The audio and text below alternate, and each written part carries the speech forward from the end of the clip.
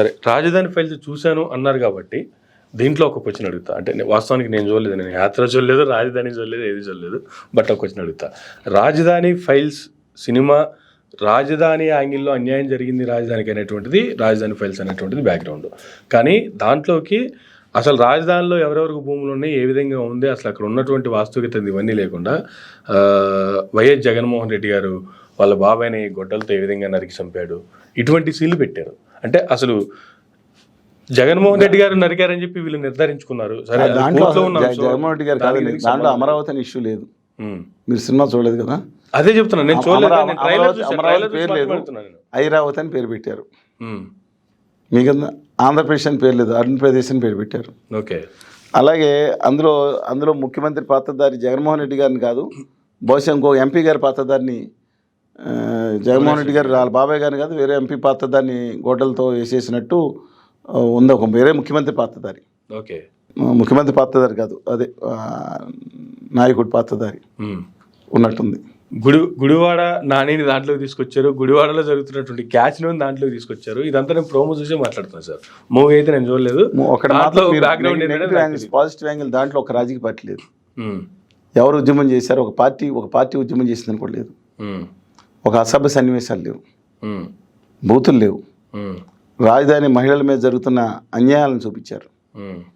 అక్కడ సినిమాని ఒక స్టోరీ కింద తీసుకొచ్చారు. ఆ కథనం సరిగా పండకపోయి ఉండొచ్చు, కానీ అక్కడ ప్రజల ఆవేదన చూపించారు. ఆ ఆవేదన సినిమాటిక్ కాబట్టి కొంత అతిశయోక్తులు ఉండొచ్చు, కొంత మామూలు ఉండొచ్చు, ఐఎమ్ నాట్ డినైయింగ్ దట్. కానీ ప్రజలు నేను అడుగుతున్నాను, రాజధాని మార్చాల్సిన అవసరం ఏంటి? జగన్మోహన్ రెడ్డి గారు ఏం చెప్పారు? రాజధాని మళ్ళీ అక్కడే ఉంచుతా అన్నారు. సరే, దానికి కారణాలు చాలా, మార్చాల్సిన అవసరం ఏంటి? 3 చోట్ల రాజధానులు పెడితే డెవలప్ అయిపోతే 13 చోట్ల పెడితే బెటర్ అని చెప్పి ఆ చీప్ లిక్కర్, ఎవరైనా ఆయన పేరు చీప్ లిక్కర్ తక్కువ రేటుకి అమ్మిస్తా అన్నారు కదా, ఆయన చీప్ లిక్కర్ ఏదో ఉప్పు చేపలో ఏదో చాలా చెప్తారు, ఆయన పేరేంటండి? సోమవీర్రాజు గారు 50 రూపాయలకి cheap liquor, best cheap liquor ఇస్తా అన్నారు కదా. ఆయన అధికారంలోకి వస్తే మేము 13 రాజధానులు పెడతామన్నారు కదా. అంటే 13 రాజధానులు పెడితే ఇంకా బాగా అభివృద్ధి జరుగుతుందా? మొట్టమొదటి నుంచి ఒకే వాదనలో ఉన్నాను నేను. సింగపూర్ అసెండాస్ కార్పొరేషన్ దాన్ని నేను కానీ అనేక మంది వ్యతిరేకించాం, పారదర్శక కోరాం. అప్పుడు మమ్మల్ని వాళ్ళు ఆడుకున్నారు, మీకు తెలుసు కదా. ఆ తర్వాత మేము కోరుకుంది ఏంటి? అది అన్ని వర్గాల నివాసం ఉండే హరిత రాజధాని కింద. అంతేగా, అన్ని వర్గాలు, మళ్ళీ రిపీట్ చేస్తున్నా నేను, అన్ని వర్గాల వాళ్ళు, పెద్ద ఉన్నత చిన్న తరగతి అన్ని వర్గాల వారు నివాసం ఉండే హరిత రాజధాని కింద, ఒకే ఒక రాజధాని కింద గొప్పగా అభివృద్ధి చేసుకుంటూ సమాంతరంగా హిందూపురం ఇచ్చే వరకు అభివృద్ధి వికేంద్రిక, ఇచ్చాపురం వరకు అభివృద్ధి వికేంద్రిక కావాలని కోరుకున్నా. ఆ రోజు కోరుకున్నా, ఈ రోజు కోరుకుంటున్నా. కానీ అక్కడ మహిళల మీద చేసిన అన్యాయం మాత్రం తప్పండి.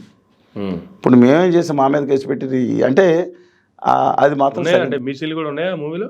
ఏదండి? మీకు సంబంధించిన సీన్స్ కూడా ఉన్నాయా మూవీలో? మాకు సంబంధించింది ఉండవు. ఓకే, తెలియదు. మేము మూవీ చూసా అన్నారు కదా. చూశాను, కానీ మాకు సంబంధించింది లేదు, మా పాత్రలు లేవు, ఎలాంటివి లేవు, హోదా విభజన హామీలు ఉద్యమాలు కూడా ఏమీ లేవు. మరి దానికి రాజధాని ఫైల్స్ అని పెట్టి దాన్ని ఆ యాంగిల్లో ప్రొజెక్ట్ చేసుకొని అలాగే రాజధాని గురించే తీశారు కాబట్టి, ఐరావతి రాజధాని గురించే తీశారు కాబట్టి అందువల్ల దాన్నే ప్రొజెక్ట్ చేశారు. కాన్సన్ట్రేషన్ ఒకదాని మీద ఉంది. అందుకని నేను అనేది సినిమా కమర్షియల్ హిట్ అవుతుందో లేదు, కానీ ఒక పాజిటివ్గా తీశారు. రాజధాని యాంగిల్ మాత్రం అనుకోవాలి.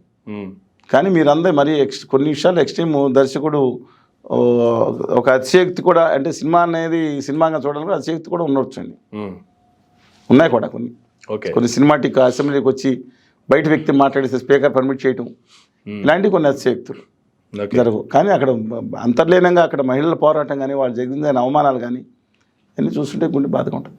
సో ఏం చెప్తారు సార్ ఫైనల్గా రేపు మీ మీటింగ్ యొక్క అవుట్కమ్? ఆంధ్రప్రదేశ్కి వచ్చే ఏం కాదండి, ప్రశాంత్ భూషణ్ గారు వచ్చిన ఎవరు వచ్చినా ఆంధ్రప్రదేశ్ ఉత్తర భారతీయ జనతా పార్టీ అనుకో వాళ్ళని తుక్కు ఓడించండి అని పిలిపిస్తాం. ప్రజాస్వామ్యాన్ని గెలిపించండి. ఈసారి కానీ నెగ్గితే కష్టం. దయచేసి ఆంధ్రప్రదేశ్కి విభజన హామీలు, ప్రత్యేక హోదా కోసం నిజాయితీగా నిబద్ధత పోరాడే పక్షాలు ఏదైతే ఉన్నాయో వాళ్ళందరి కూటమిని గెలిపించండి. స్పష్టంగా ఉన్నాం. ఓకే, క్లారిటీ ఉంది. ప్రధానమంత్రిగా రాహుల్ గాంధీ గారు వస్తే మొట్టమొదటి ఫైల్ దీని మీద సంతకం ఈ ఫైల్ మీద పెడుతున్నారు అంటున్నారు. ఆంధ్రప్రదేశ్ రాష్ట్ర ప్రజలు కూడా ప్రత్యేక హోదా ఎవరిస్తే వాళ్ళతోనే ఉంటాం అనేటువంటిది గత ప్రభుత్వం, ఇప్పుడు ప్రభుత్వం చెప్తున్నటువంటి మాటలు. ఒకవేళ రేపొద్దున ఇదే నమ్మి ప్రజలు కాంగ్రెస్కి పట్టం కట్టే అవకాశం ఉందంటారు ఆంధ్ర రాష్ట్రంలో? రాష్ట్రానికి కావాల్సిన ప్రత్యేక హోదానే కదా. 175 సీట్లలో 150 సీట్లలో 160 సీట్లలో డిపాజిట్లు పోతాయి ఉండండి కాంగ్రెస్ పార్టీకి. ఉమ్. కానీ ఓటింగ్ శాతం పెరుగుతుంది. వాస్తవంగా పోవాలని నేను కోరుకుంటలేదు. సార్ ఓటింగ్ శాతం ప్రజాస్వామిక ఆకాంక్షల పార్టీ నిలబడాలని కోరుకునే వ్యక్తిని. కానీ మీ విశ్లేషణ అడిగితే చెప్తున్నాను, ఒక ఉద్యమకారుడికి అయితే డెఫినెట్గా అలా రాష్ట్రంలో మొత్తం దేశంలోనే బీజేపీ ఓడిపోవాలని కోరుకుంటాం. ఓడిపోతుందా అని మీరు అడిగితే ఇది వాస్తవం అని చెప్తాం. ఉద్యమకారుడు వేరు, అడిగిన వాస్తవం. కానీ మేము సాధించిన పేరు ఇస్తాం. అలాగా అలా కాంగ్రెస్ పార్టీ సిచ్యుయేషన్ ఏంటంటే, ఆ రోజు మేము ఊరు వాడ తిరిగాం.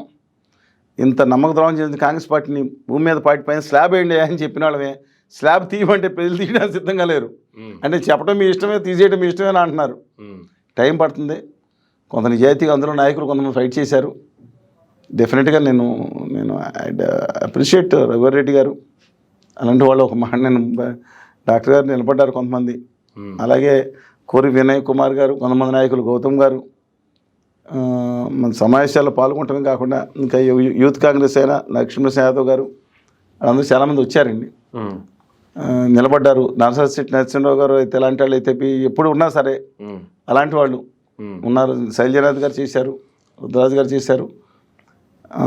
ఇంకా కొంతమంది కనపడలేదు. పల్లనరాజు గారు లాంటి పెద్దవాళ్ళు ఉద్యమాలు ఎప్పుడు కనపడలేదు, అప్పుడప్పుడు వచ్చినట్టున్నారు. ఇవాళ కాంగ్రెస్ పార్టీ రాగానే కొంతమంది నాయకులు, వీళ్ళు తప్ప అసలు కనపడిన నాయకులు అందరూ ఆ పాత కొంకి కారు తీశారు, పాత అంబాసిడర్ కారుకో లేదా కొడుకో పాత కొంటెస్ట కారు తీశారు. పదండి మనం బయలుదేరి ఉద్యమాల్లోకి బయలుదేరుతున్నారు. పాజిటివ్ యాంగిల్లో సంతోషం. కానీ రాష్ట్ర ముఖ్య సమస్య తప్పుదారి కానీ పడితే మాత్రం దీన్ని కేవలం తమ రాజకీయాల కోసం మాకు పదవులు అవసరం లేదు, ఇంకోటి అవసరం లేదు. ఆ బ్యాచ్ వేరే ఉన్నారు. రాష్ట్రం కోసం నిలబడిన వాళ్ళని మేము అబ్జర్వ్ చేస్తాను. పదవుల కోసం, రాజకీయం కోసం వాడుకుంటే మాత్రం చరిత్ర క్షమించదు. ఇప్పుడు ముగ్గురు వాడుకున్నారు, 4 వాళ్ళుగా వాడుకోవద్దని కోరుతున్నాను. ఈ రాష్ట్ర హక్కుల కోసం నిలబెట్టాలని కోరుకుంటా ఉన్నాను. ఇప్పుడు వాళ్ళు ఓన్లీ కామెంట్లు దీనికోసమే చేశారనుకుందాము, కానీ షర్మిల గారు ఇప్పుడు చేస్తున్నటువంటి ప్రచారం కావచ్చు, లేదంటే పీసీసీ అయిన తర్వాత ఆ పార్టీలో ఇంకా పార్టీలు లేవు, ఏమి లేవు అని చెప్పి రాజకీయాలకు దూరం అయిపోయిన వాళ్ళందరినీ కూడా లేపి తీసుకొచ్చి కూర్చోబెడుతూ ఉన్నారు షర్మిల గారు. షర్మిల గారి వ్యాఖ్యలు కావచ్చు, ఆవిడ దూకుడు కావచ్చు, వెనకాల కలిసి వస్తున్నటువంటి సీనియర్ నాయకులు కావచ్చు, వీళ్ళ ఎఫెక్ట్ ఏ పార్టీల మీద పడే అవకాశం ఉందంటారా? ఖచ్చితంగా ఎవరు పడుతుంది అంటే ఎవరికి పడే అవకాశం ఉందంటారు? ఎక్కువ శాతం ఆవిడ ఓట్లు, ఆవిడనండి కాంగ్రెస్ పార్టీకి ఓట్లు 5% లోపు కనుక వస్తే అందులో 80% అంటే 100 ఓట్లు పోతే మీకు ఇంతకుముందు చెప్పాను 80% ఓట్లు వైఎస్ఆర్ కాంగ్రెస్ పార్టీ లాస్ అండి. ఈ డెఫినెట్గా ఇంపాక్ట్ ఉంటుంది. ప్రతి 1% మ్యాటర్స్ ఉండే వాళ్ళ కాంగ్రెస్. మీరు తెలుసు 2014 ఎన్నికల్లో తెలుగుదేశానికి వైకాపాకి తేడా అండర్ 2% ఉంది. అవును, మ్యాక్సిమం 1.5 to 2%. 67 అంటే బీజేపీతో కలిసి చూసుకోవాల్సిన అవసరం ఉంది. ఇంకా పెరుగుతుంది అనుకోండి, 2.53% కూడా ఉండొచ్చు.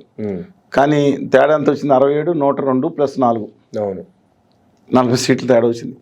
1% మేక్ 20 సీట్ల డిఫరెన్స్ ఉంది.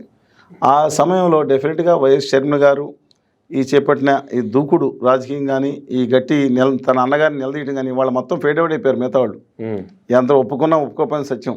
పురంధేశ్వరి గారు కనపట్టలేదు సీన్ నుంచి. అవును, అలా చంద్రబాబు నాయుడు గారు మాట్లాడిన జగన్ గారి గురించి ఎవరు పట్టించుకోలేదు. ఈవిడ మాట్లాడితేనే అట్రాక్ట్ అవుతున్నారు. కళ్యాణ్ గారు కూడా తన పని చూసుకుంటున్నారు. ఇవాళ రాష్ట్రంలో అన్న చెల్లెల మధ్యన యుద్ధంలాగానే మారిపోయిన పరిస్థితి కనపడుతుంది మీడియాలో.